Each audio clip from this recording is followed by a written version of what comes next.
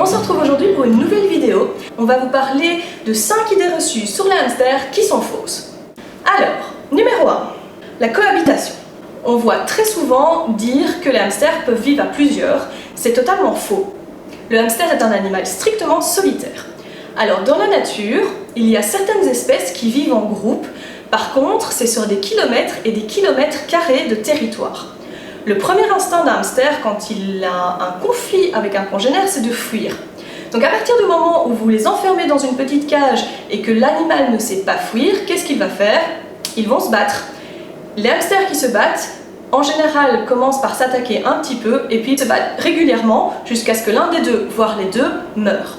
Alors, c'est pas ce que vous voulez, le but c'est d'avoir un hamster heureux. Pour avoir un hamster heureux, il faut qu'il soit tout seul dans sa cage. Il ne faut pas commencer à faire de l'anthropomorphisme, c'est-à-dire qu'il ne faut pas réfléchir comme un être humain. Ce ne sont pas des êtres humains, ce sont des hamsters. Les hamsters sont très bien quand ils sont tout seuls. Alors, je disais qu'il y avait des espèces qui pouvaient cohabiter. Cependant, c'est vraiment pas recommandé parce qu'il faut connaître certains signes.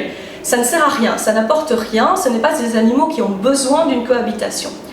Cependant, le hamster de Campbell d'élevage, donc qui ont bien été sélectionnés, peuvent cohabiter ensemble sous certaines conditions et sachant qu'il faut savoir les séparer à temps dès qu'il y a un problème. Et le hamster Roborowski peut cohabiter pareil sous certaines conditions. Par contre, c'est très difficile de voir à quel moment est-ce que les choses dégénèrent et très souvent ça dégénère au milieu de la nuit. Vous n'êtes pas devant et vous retrouvez un hamster mort ou blessé le lendemain matin. Donc évitez à tout prix la cohabitation si vous ne vous y connaissez pas et que ça ne vous apporte rien. Les autres espèces sont beaucoup moins amicales entre elles et alors le hamster syrien est très solitaire et très territorial. Ça c'est vraiment l'espèce, ne jamais garder de hamster syrien ensemble. Je vois venir les « oui mais moi je l'ai fait, ça s'est bien passé ». Oui, ça arrive. Moi je connais des gens qui ont fumé toute leur vie et qui ne sont pas morts d'un cancer du poumon. Oui, mais ça arrive. C'est pas pour ça qu'ils étaient en bonne santé. Donc par pitié, faites attention. Ce qu'on vous demande, c'est de respecter l'espèce que vous avez. L'espèce demande d'être solitaire, donc mettez-le un par cage. Point numéro 2, on voit souvent que le hamster est adapté aux enfants. Alors pas du tout. C'est vrai qu'on offre souvent des hamsters aux enfants parce que ça a un physique qui est un petit peu ourson peluche, etc. Si vous avez 2 minutes, regardez la vidéo comparative qu'on a faite avec les gerbilles. Vous verrez que les gerbilles sont beaucoup plus adaptés aux enfants que les hamsters. Alors les hamsters, pourquoi est-ce qu'ils ne sont pas adaptés aux enfants? Eh bien tout d'abord parce qu'ils sont nocturnes stricts. C'est-à-dire qu'ils se lèvent quand le soleil est couché. Les femelles peuvent se lever vers 20h, 21h, mais pas toutes. Et les mâles, en général, ne se lèvent pas avant 22h, voire minuit. Certains hamsters ne se lèvent pas avant 1h du matin ou 2h du matin. Alors il faut savoir que réveiller un hamster, ça va provoquer un stress dans son organisme, même s'il ne vous le montre pas, et ça va réduire son espérance de vie. Donc le but, c'est de aussi peu que possible réveiller l'animal. Ça veut dire que si vous avez des enfants, à moins que vous ayez un hamster qui soit lève-tôt, mais c'est un pur hasard, vous ne pouvez pas le savoir à l'avance, et que vos enfants puissent rester tard le soir debout, notamment par exemple je pense au week-end, c'est vraiment pas un animal qui sera adapté aux jeunes enfants. Alors le deuxième point à ce niveau-là, c'est que ça demande une manipulation spécifique. Donc c'est pas forcément fragile à manipuler, par contre ce ne sera pas directement apprivoisé. Même un animal qui vient d'un éleveur, il va falloir un certain temps d'adaptation, il va falloir apprendre à l'enfant comment manipuler le hamster, et c'est pas adapté à tous les enfants évidemment.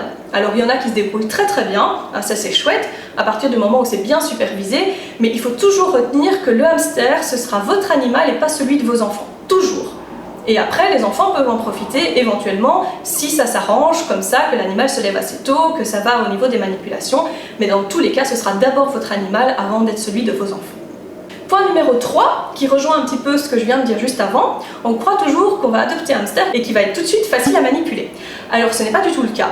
Ça dépend évidemment où vous allez adopter votre animal, mais si vous l'adoptez en animalerie ou si vous l'avez adopté en animalerie, ce qui est le cas de 95% des gens malheureusement, il faut savoir que l'animal n'a pas été manipulé depuis qu'il est né, à part pour les changements de cage et pour arriver à l'animalerie. Donc ils viennent de chez des grossistes, des fermes d'élevage, donc il y a juste la manipulation de contention de base, et alors généralement quand ils arrivent à l'animalerie, ils prennent le bac, ils le versent dans la cage. Donc il n'y a vraiment pas de manipulation derrière, le hamster n'est pas habitué, et c'est pas dans ses gènes d'être doux de base. Donc c'est quelque chose que vous allez devoir apprendre à l'animal, ça peut aller très vite, ça peut prendre du temps. D'ailleurs, on a fait une vidéo là-dessus sur les manipulations, mais il faut savoir que ça ne va pas forcément bien se passer tout de suite. Ça peut parfois prendre des mois avant d'avoir un animal bien apprivoisé.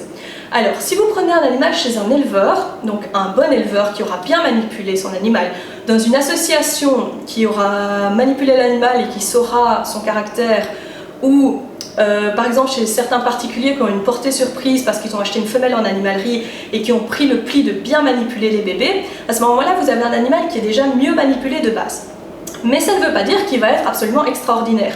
Ça veut dire que tout le début de l'apprivoisement est fait, et vous n'avez plus que la dernière partie à faire, c'est-à-dire habituer l'animal à vous, à la façon dont vous allez le manipuler, parce que tout le monde ne manipule pas un animal de la même façon, et il faut le temps que le hamster s'habitue à vous. Il faut toujours compter que vous n'allez pas d'un seul coup développer un lien avec l'animal, c'est pas comme ça que ça marche. Il va falloir du temps, il va falloir de la patience, il va falloir de la répétitivité, il va falloir le faire tous les jours, il va falloir parfois, avec certains animaux, notamment les animaux d'animalerie, parfois vous allez vous faire mordre une fois, deux fois, trois fois, ça arrive, c'est quelque chose qu'il faut prendre en compte. Alors évidemment, avec les hamsters d'élevage, vous n'allez pas vous faire mordre, mais il y a quand même une certaine adaptation qui va être nécessaire et ça va pas se passer aussi vite que pouf, on s'est vu, on est tombé amoureux et on s'adore. Alors ça arrive évidemment, il y a des liens qui se forment parfois très très vite avec certains animaux, ça arrive comme avec tout, mais gardez en tête que c'est pas une vérité absolue et que dans 90% des cas, ça ne va pas aller comme ça. Quatrième point, un hamster c'est petit, ça ne prend pas beaucoup de place. C'est faux. Un hamster, ça court énormément et ça vit la nuit, donc ça ne peut pas vivre en semi-liberté comme on pourrait le faire avec un lapin. Donc le hamster a besoin d'une grande cage. Je vais vous remettre un lien vers l'habitat du hamster, comme ça vous pouvez jeter un œil. Mais il faut savoir qu'il faut compter, quelle que soit l'espèce du hamster, même pour les hamsters nains, il faut compter une cage qui fait 80 sur 50.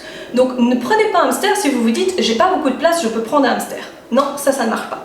Le but c'est pas un accessoire de déco, c'est pas pour vous faire plaisir, le but c'est d'avoir un animal qui soit dans un bon habitat. Et enfin le dernier point, c'est que le hamster il va passer sa vie dans sa cage, il n'a pas besoin de sortir. Alors évidemment, il ne va pas vivre en semi-liberté comme je le disais tout à l'heure, tout simplement parce qu'il vit la nuit et que vous ne pouvez pas le surveiller, vous êtes obligé de le surveiller quand il est en sortie.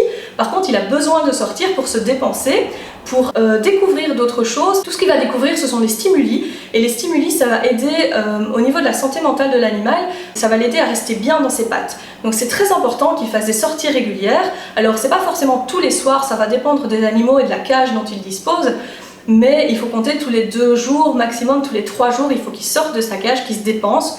Ça ne doit pas forcément être super long non plus, ça peut être 20 minutes, 30 minutes, ça dépend d'un animal à l'autre. Après, ce que j'ai vu faire, notamment chez des éleveurs, c'est qu'ils avaient la cage, ils avaient une espèce de rampe d'accès, ils avaient un parc sécurisé. Alors le parc doit être toujours supervisé, donc on ne peut pas laisser le hamster dans le parc et puis aller faire autre chose parce qu'il peut toujours se passer quelque chose. Par contre, c'est très bien dans le sens où vous laissez la porte ouverte à l'animal une fois qu'il est réveillé, et alors s'il a envie de sortir, il sort, et une fois qu'il a envie de rentrer dans sa cage, il peut rentrer tout seul et vous n'avez pas besoin de réfléchir, est-ce qu'il a encore besoin de sortir, est-ce qu'il peut rentrer, etc. Donc c'est une alternative assez sympa. À savoir que le parc de sortie doit être impérativement plus grand que la cage, et évidemment, sinon ça ne sert à rien. Idéalement, les sorties en liberté, ce sont les meilleures, sachant qu'il faut que votre animal soit déjà un petit peu apprivoisé. Ce que vous pouvez faire, c'est par exemple dans un couloir, vous fermez toutes les portes, vous vérifiez qu'il n'a pas accès aux prises, qu'il n'y a pas de câble électrique, qu'il n'y a pas de plantes toxiques, qu'il n'y a pas d'endroit où il peut aller se cacher et ne pas ressortir. Je pense par exemple sous les divans ou dans certains meubles où vous avez un espèce d'accès par l'arrière. Mais à partir du moment où c'est sécurisé, c'est vraiment les meilleures sorties qu'on puisse leur offrir, c'est de pouvoir courir, parce que c'est vraiment ça qui est important. Voilà, on a fait le tour de ces 5 mauvaises bonnes idées. La prochaine fois, on vous en présentera peut-être d'autres. Si vous avez des choses aussi qu'on vous a beaucoup répétées et dont vous n'êtes pas sûr, n'hésitez pas à les poster en commentaire. On essaiera de répondre un petit peu à tout ça. N'oubliez pas qu'on répond à vos questions aussi en commentaire, donc n'hésitez pas à poser tout ce qui vous passe par la tête. On a beaucoup répondu par écrit dernièrement parce qu'on n'avait pas forcément le temps d'enregistrer, donc on a essayé de répondre un petit peu à tout le monde, à gauche, à droite. Si vous avez une question qu'on a un peu loupée, n'hésitez pas à la reposer, on est peut-être passé outre, ça arrive aussi, on en a beaucoup, donc on fait ce qu'on peut. Voilà, j'espère que ça vous a déjà aidé. N'hésitez pas à partager les infos et à partager la vidéo parce que ce sont des choses que beaucoup de gens prennent pour acquis et qui sont en fait totalement fausses. Donc n'hésitez pas à partager les informations, plus les gens en sauront, mieux les hamsters seront traités dans les maisons, donc c'est très bien. Et puis ben, nous on se retrouve à la prochaine vidéo. Ciao ciao.